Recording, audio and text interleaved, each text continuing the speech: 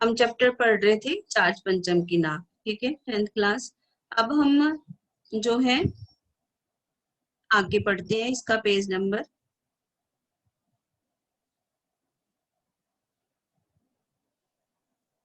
हाँ जी, कि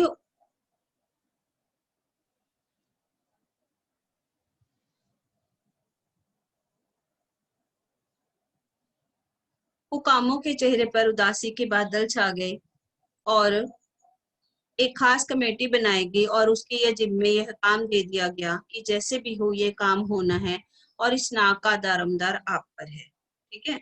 अब कमेटी बनी उसके लिए कि नाक लगानी है, तो उस कमेटी में उस कमेटी को ये जिम्मा सौंप दिया गया, दारोमदार क्या होता है, जिम्मेदारी सौंप दी गई कि आपको ये काम करना है और ये नाक लगानी है।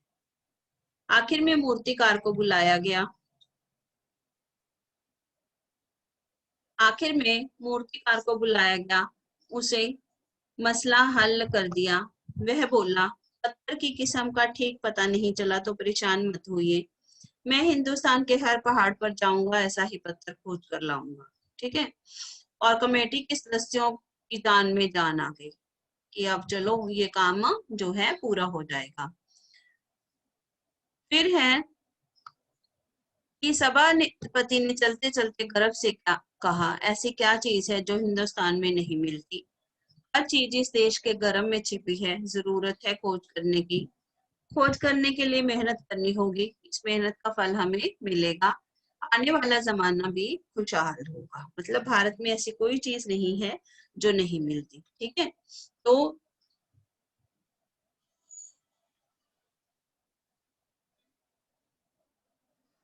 ठीक है, तो उसने कहा कि भारत है जो हिंदुस्तान है उसमें हर चीज मिल सकती है, इसलिए घबराने की जरूरत नहीं।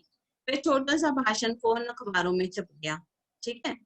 और मूर्तिकार हिंदुस्तान के पहाड़ी प्रदेशों, पत्थरों की खानों के दौरों पर निकल पड़ा। कुछ दिन बाद वह हताश होकर लौटा,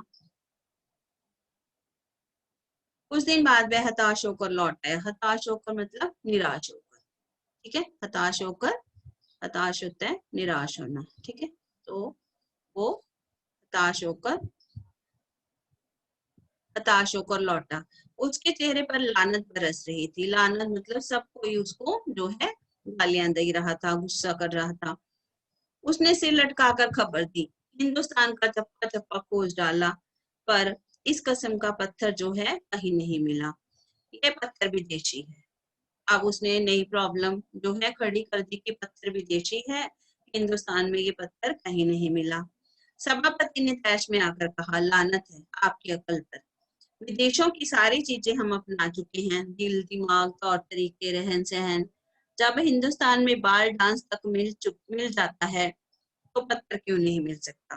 मतलब ये है कि जो भारतीय लोग हैं, कहने का मतलब ये है कि जो भारतीय लोग हैं उनके ऊपर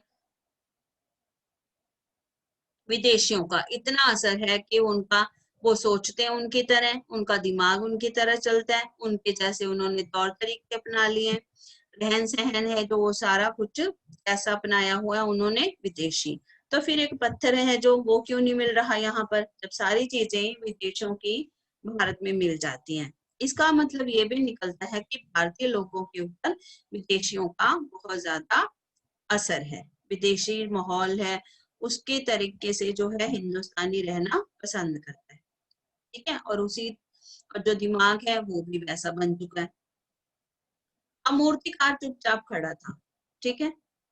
सहसा उसकी आंखों में चमक आ गई, उसने कहा, एक बात मैं कहना चाहूंगा, लेकिन इस शर्त पर कि यह बात अखबार वालों तक न पहुंचे। अब मूर्तिकार ने कहा कि मैं भी कुछ सलाह देना चाहता हूँ, ठीक है। तो सभापति की आंखों में चमक आ गई। चपरासी को हुक्म हुआ, कमरे के सब दरवाजे बंद कर दो। उसने कहा कि कमरे के सारे दरवाजे बंद कर दिए गए।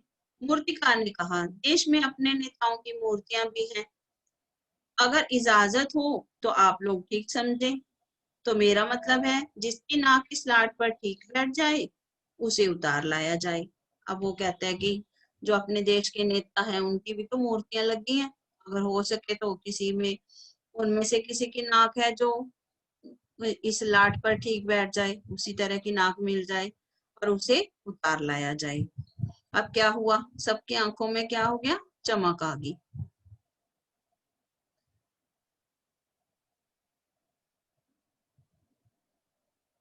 सभापति की आंखों में भी चमक आ गई। चपड़ासी को हुक्म हुआ, कमरे के सब दरवाजे बंद हो गए। उन्होंने कहा कि देश के नेता हैं, उनकी मूर्तियों पर हम कोशिश कर सकते हैं। सबने सबकी तरफ देखा।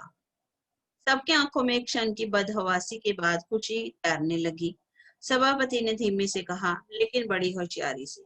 मतलब ये काम कैसे करना होगा, बहुत ज्यादा होशियारी से, कि किसी बाहर वालों को जो है, और लोगों को, कमेटी के अलावा और लोगों को पता न चले। फिर मूर्तिकार देश के दौरे पर निकल पड़ा। जॉर्ज पंचम की खोई हुई नाप का नाप उसके पास था। दिल्ली से वह बम्बई पहुंचा। दादा भाई नौरोजी, गोखले, तिलक, शिवाजी, कावस जी, जहांगीर, सबकी नाकें उसने टटोली, नापी और गुजरात की ओर भागा। पहले वो कहाँ गया, दिल्ली से मुंबई पहुंचा। ठीक है, वहां पर मुंबई में उसने किस किस की नाक देखी, दादा भाई नौरोजी, गोखले, तिलक, ठीक है, शिवाजी, इनकी सबकी नाक देखी उसने। पर उसको नाक का नाप, उसके नाक के जो जॉर्ज पंचम की नाक की नाक नहीं मिली। अब वो गुजरात की तरफ चला। ठीक है, अब वो गुजरात में गया, भागा। गांधी जी, अब उसने किसको देखा, गांधी जी, सरदार पटेल, विठल भाई पटेल, महादेव देसाई की मूर्तियों को परखा और बंगाल की ओर चला। किसको देखा, उसमें मुंबई में उसने जाकर के पटेल, गांधी जी, विठल भाई, महादेव देसाई की मूर्तियों को देखा। बंगाल में चला तो उसने गुरुदेव रविंद्रनाथ, सुभाष चंद्र बोस, राजा राम मोहन राय आदि को भी देखा। नाप जोख की और बिहार की तरफ चला। अब वो पहले दिल्ली, मुंबई, फिर बंगाल, और अब वो चला गया बिहार की तरफ। बिहार होता हुआ उत्तर प्रदेश की ओर आया। चंद्रशेखर आजाद, बिस्मिल, मोतीलाल नेहरू, मदन मोहन मालवीय की लाटों के पास गया। घबराहट में मद्रास भी पहुंचा। सत्यमूर्ति को भी देखा और मैसूर, केरल आदि सभी प्रदेशों का दौरा करता हुआ पंजाब आ गया। अब पंजाब में उसने लाला लाजपत राय और भगत सिंह की लाटों से भी सामना हुआ। अब वो हिंदुस्तान के सारे शहरों में चला गया। ठीक है, सारे शहरों में गया और वहां जाकर के जिस जिसकी नाक देखनी थी, सबकी नाक उसने देखी और नाप लिया। लेकिन क्या हुआ, नाक मिली नहीं। नाक मिली नहीं। ठीक है, सब जगह वो देखता रहा, उसको कहीं भी नाक जो है नापी नहीं मिली। अब वो क्या करे, अब वो जो है पंजाब में लाजपत राय, भगत सिंह की लाटों से भी सामना कराया। आखिर दिल्ली पहुंचा। उसने अपनी मुश्किल बयान की कि भाई ये प्रॉब्लम हो गई है, तो नाक तो मिली नहीं कहीं। पूरे हिंदुस्तान की परिक्रमा कराया। ठीक है, सब मूर्तियां देख आया, सबकी नाक नाप ली, पर जॉर्ज पंचम की नाक सबसे बड़ी निकली। इसका अर्थ क्या हुआ कि हम अंग्रेजों की जो अहमियत है उसको हम बहुत ज्यादा महसूस करते हैं।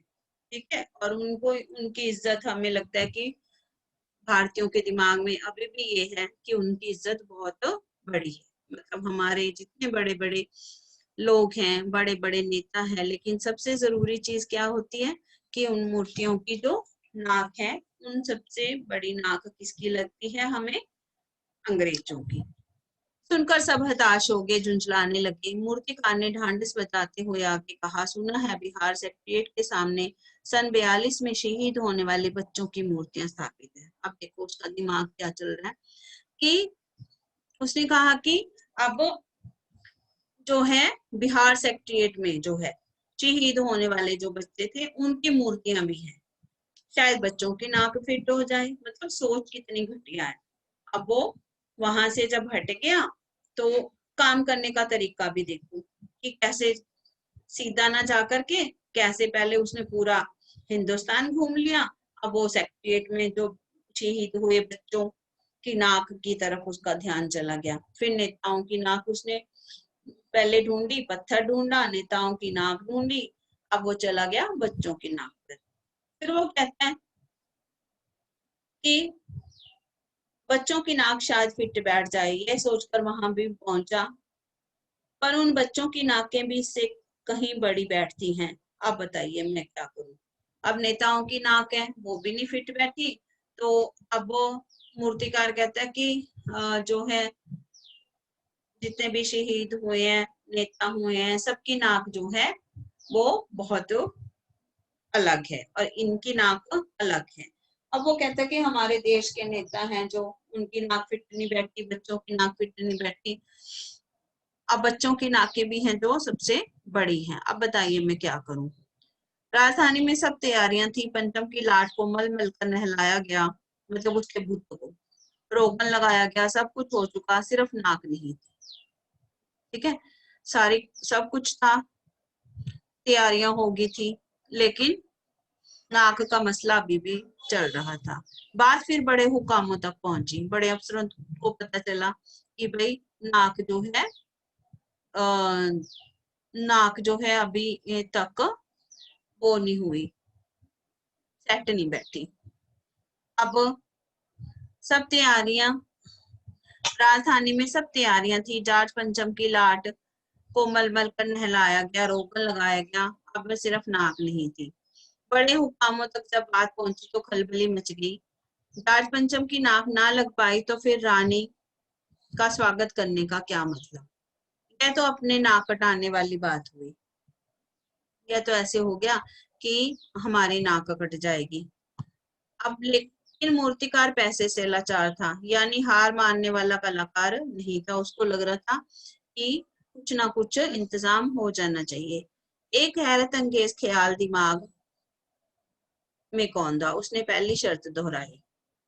मतलब दिमाग में कौंधा क्या बात मतलब है कि उसने अपना दिमाग चलाया, दिमाग में कौंधा, अपना दिमाग चलाया। ठीक है, उसने अपना दिमाग चलाया और शर्त दोहराई। शर्त क्या थी उसकी कि ये बात किसी से भी ना की जाए, किसी को भी ना बताई जाए। ठीक है, अब क्या हुआ, जिस कमरे में कमेटी बैठी हुई थी उसके दरवाजे फिर बंद कर दिए गए। मूर्तिकार ने अपनी नई योजना पेश की। चूंकि नाक लगाना एकदम जरूरी है, इसलिए मेरी राय है 40 करोड़ में से कोई एक जिंदा नाक काट कर लगा दी जाए। अब देखो 40 करोड़ कौन है, भारत की जनता। अब कहता है इसमें से एक किसी जिंदा व्यक्ति की नाक काट कर लगा दो। बात के साथ ही सन्नाटा हो गया, सब चुप हो गए, एकदम शांत हो गए। कुछ मिनटों की खामोशी के बाद सभापति ने सबकी तरफ देखा। सबको परेशान देखकर मूर्तिकार कुछ अचकचाया। अचकचाया मतलब, इसका मतलब है चौंक उठा, बहुत जक्का होना, हैरान रह गया, अचकचाया और धीरे से बोला, आप लोग क्यों घबराते हैं? यह काम मेरे ऊपर छोड़ दीजिए, नाक चुनना मेरा काम है, आपकी सिर्फ इजाजत चाहिए। कानाफूसी हुई। कानाफूसी क्या होता है, आपस में धीरे धीरे बात करना। कानाफूसी होता है आपस में धीरे धीरे कान में बात करना। ठीक है, उसको कहते हैं कानाफूसी। मूर्तिकार को इजाजत दे दी गई। अब मूर्तिकार को इजाजत दे दी गई कि भाई चलो तुम करो ये काम। अब क्या हुआ नेक्स्ट, अखबारों में सिर्फ इतना छपा कि नाक का मसला हल हो गया। अब अखबारों में जो है खबर छप गई, नाक का मसला हल हो गया है, राजपथ पर इंडिया गेट के पास वाली जाट पंचम की लाट के नाक लगी है। अब ये अखबारों में खबर आ गई कि लाट के ऊपर नाक लगी। अब वो किसी जिंदा व्यक्ति की लगी थी, कैसे लगी थी, तो इस बात का जो है कोई जिक्र नहीं किया गया, सिर्फ एक अखबार में छोटी सी जो है खबर छप गई थी। नाक लगने से पहले फिर हथियारबंद पहरेदारों की तैनाती हुई। अब हथियारबंद जो थे पहरेदार हैं जो अपने अस्त्र शस्त्र लेकर के खड़े हो गए। मूर्ति के आसपास का तालाब सुखाकर साफ किया गया। मूर्ति जहां लगी थी उसके आसपास सफाई हुई, उसकी रवाब निकाल गई, मतलब जो तालाब था उसकी सफाई हुई, उसमें से जो काई जमी थी, सब कुछ गंदगी थी निकाल गई, निकाल दी कि आधा पानी डाला गया, ठीक है, ताकि जिंदा नाक लगाई जाने वाली थी वहां पर, वह सूखने ना पाए। इस बात की खबर जनता को नहीं थी। सब तैयारियां भीतर भीतर चल रही थी। रानी के आने का दिन भी नजदीक आता जा रहा था। मूर्तिकार खुद अपने बताए हाल से परेशान था। जिंदा नाक लाने के लिए उसने कमेटी वालों से कुछ और मदद मांगी, वह उसे दी गई, लेकिन इस हिदायत के साथ कि एक खास दिन हर हालत में नाक लग जानी चाहिए। अब मूर्तिकार ने जो पंगा लिया था, अब उसमें से कैसे निकलता। अब उसने और कई तरह की जो है अपनी डिमांडें की कि मुझे ये चाहिए, वो चाहिए, पानी भरा गया वहां पर तालाब में कि नाक गीली रहे, बिल्कुल प्योर लगे, एक जैसी लगे, उसकी बुत जैसी लगे, ठीक है। और उसको लगा कि अब अगर मैंने काम किया है तो मैं बहुत अच्छे तरीके से करूं, क्योंकि पैसा तो सरकारी जो है खाते से जा रहा था। तो उसने अपने कई तरीकों से वो नाक लगाने के लिए मदद मांगी। और बस एक लास्ट उसको जो है हिदायत दी गई, लास्ट उसको एक हुक्म दिया गया, आदेश दिया गया कि हर हालत में जो है नाक लग जानी चाहिए रानी के आने वाले दिन। खास दिन मतलब रानी के जिस दिन आना है उस दिन। और वह दिन आया, जाट पंचम के नाक लग गई। सब अखबारों ने खबरें छापी कि जाट पंचम के जिंदा नाक लगाई है गई है, यानी ऐसी नाक जो कतई पत्थर की नहीं लगती। मतलब खबर ऐसे छपी कि वो जो है ना तो झूठी लगे और ना सच्ची लगे। अब अखबार वालों का तरीका देखो कि जिंदा नाक लगाई है, यानी ऐसी नाक जो कतई पत्थर की नहीं लगती, मतलब जिंदा भी है और पत्थर की भी है। अखबार वाले जो है अपने हेडिंग्स को किस तरह से बनाते हैं, ये उसके बारे में बात की गई है। लेकिन उस दिन के अखबारों में एक बात गौर करने की थी। उस दिन देश में कहीं भी किसी उद्घाटन की खबर नहीं थी, किसी ने कोई फीता नहीं काटा था, कोई सार्वजनिक सभा नहीं हुई थी, कहीं भी किसी का अभिनंदन नहीं हुआ था, कोई मानपत्र भेंट करने की नौबत नहीं आई, किसी हवाई अड्डे पर या स्टेशन पर स्वागत समारोह नहीं हुआ, किसी की का ताजा चित्र नहीं छपा था, सब अखबार खाली थे। पता नहीं ऐसा क्यों हुआ, पता नहीं ऐसा क्यों हुआ था, पता नहीं ऐसा क्यों हुआ। नाक तो सिर्फ एक चाहिए थी और वह भी बुक के लिए। अब लास्ट पैरा क्यों हुआ इसके लिए सुन लो कि ये बात अखबारों में गौर करने लायक थी कि उस दिन देश में ना तो कोई उद्घाटन की खबर छपी, ना मतलब ना किसी जगह को उद्घाटन हुआ, ना कोई फीता काटा गया, ना कोई सभा हुई, ना ही किसी का स्वागत में कोई मान पत्र या कोई फंक्शन, सरकारी फंक्शन हुआ, ना हवाई अड्डे या स्टेशन पर कोई समारोह हुआ। वो क्यों? क्योंकि जो हरकत की गई थी वो हरकत बहुत ही ज्यादा गिरी हुई थी। अगर जिंदा नाक लगाई गई थी तो ये हरकत भी बहुत ज्यादा गिरी हुई थी। तो ये भारतीयों के लिए एक बहुत बहुत ही जो है अपमान की बात थी। तो इसलिए अखबारों ने उस दिन चुप्पी साध ली कि देखो जिंदा नाक है या कि उसकी कोई नकली नाक है, लेकिन असलियत में क्या हुआ था ये ना तो पता चला किसी को, ना ही पता चलने दिया गया। ठीक है, अब ये तो हो गया हमारे चैप्टर कंप्लीट हो गया जाट पंचम की नाक। अब जो है कृतिका के आपको अब 3 क्वेश्चन आएंगे, 3 में से आपने 2 प्रश्न करने हैं 6 नंबर के। ठीक है, तो ये कृतिका का क्वेश्चन पहले एक आता था, तो हम इसमें से चैप्टर पूरे चैप्टर में से एक आता था, मतलब पूरी बुक में से 6 चैप्टर थे, 5 और 6 चैप्टर थे, लेकिन अब हमारे 3 चैप्टर रह गए हैं। ठीक है, और अब क्वेश्चन भी इन्होंने बढ़ा दिए हैं, इसलिए इन 3 प्रश्न आने हैं, उसमें से 2 हमने करने होंगे। ये लॉन्ग क्वेश्चन में होगा, 3 मार्क्स का क्वेश्चन होगा, 2 क्वेश्चन होंगे 3-3 मार्क्स के, 6 नंबर का होगा ये प्रश्न। और अब इन प्रश्नों को करना जरूरी है, क्योंकि अब 2 क्वेश्चन तो आने ही आने हैं, किसी भी चैप्टर में से आ सकते हैं, और चैप्टर ही 3 है तो हम बहुत अच्छे तरीके से करेंगे। ठीक है, अब हम इसके शुरू करेंगे प्रश्न उत्तर, लेकिन उससे पहले आप जो है वो देख लो क्या नाम है इसके, 2 चैप्टर्स, 2 पेजेस के इसके कठिन शब्द देख लो कौन कौन से करने हैं, पहले यहीं पर देख लो, आप अंडरलाइन करते जाना साथ साथ। हथियारबंद, हथियारबंद पहरेदारों, ठीक है ये। फिर उसके नीचे है तैयारियां, तैयारियां, इसको कैसे पढ़ते हैं, तैयारियां। फिर है उसके बाद मूर्तिकार, मूर्तिकार। फिर उसके नीचे है हिदायत। जिन बच्चों के लिखने में गलतियां होती हैं वो बच्चे इस चीज का ध्यान रखेंगे, कठिन शब्द लिखोगे तो आपके जो है अपने आप ही वो ठीक हो जाएंगे, मिस्टेक्स जो है कम होंगी। और जॉर्ज, जॉर्ज की स्पेलिंग तो सबको आनी जरूरी है, जॉर्ज पंचम, ठीक है। फिर उसके बाद है, उसके बाद है उद्घाटन, एक अखबारों, अखबारों। फिर इसके नीचे है उद्घाटन। फिर उसके नीचे है अभिनंदन, अभिनंदन क्या होता है, स्वागत, ठीक है। फिर उसके बाद है यहाँ पर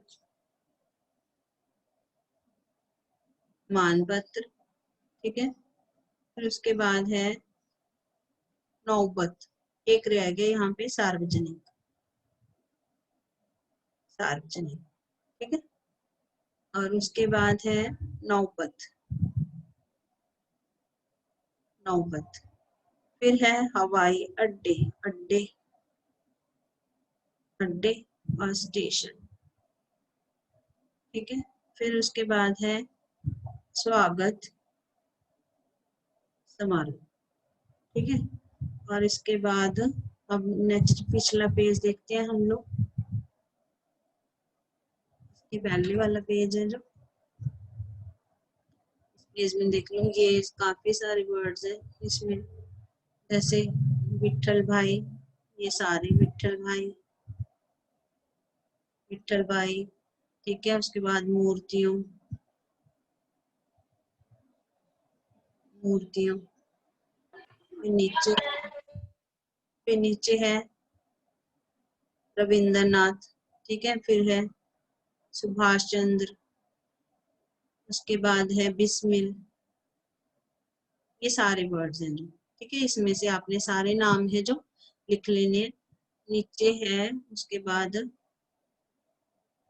परिक्रमा, परिक्रमा होता है चारों तरफ घूमना, परिक्रमा। मूर्तियां, उसके बाद है ये मूर्तियां।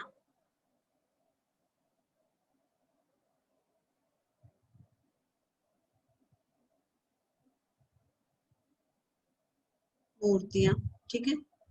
उसके नीचे है झुंझलाने,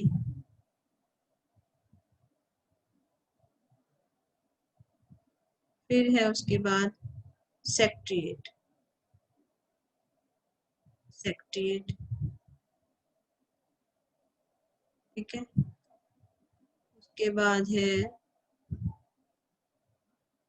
उसके बाद नीचे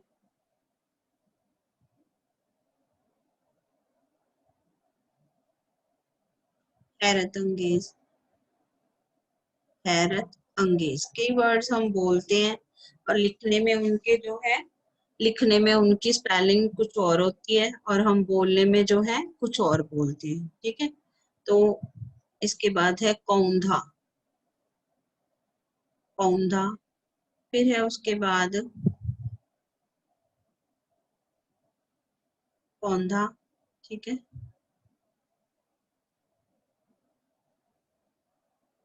उसके बाद है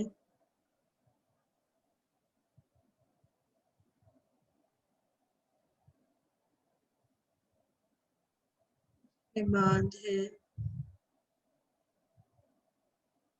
सन्नाटा, सन्नाटा, सन्नाटा में क्या होता है, 10th में 3 बच्चों के जो मार्क्स हैं, मृदुल के 99 है, 1 मार्क से उसका 100 होना रह गया।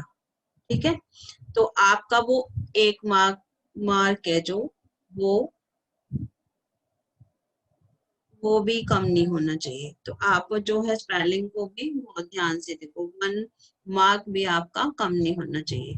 ठीक है, तो 2 बच्चों के तो ऑलरेडी उसके छवि और तुषार के तो ऑलरेडी 100 है। तो आपका जो परसेंटेज है बहुत हाई चला जाएगा अगर आप इन चीजों को ध्यान से करोगे। ठीक है, तो अब आपने ये कठिन शब्द सारे कर लेने हैं और चैप्टर रीड कर लेना है। ठीक है, चैप्टर रीड करना है और कठिन शब्द कर लेने हैं सब बच्चों ने। ठीक है, चलिए, गुड आफ्टरनून।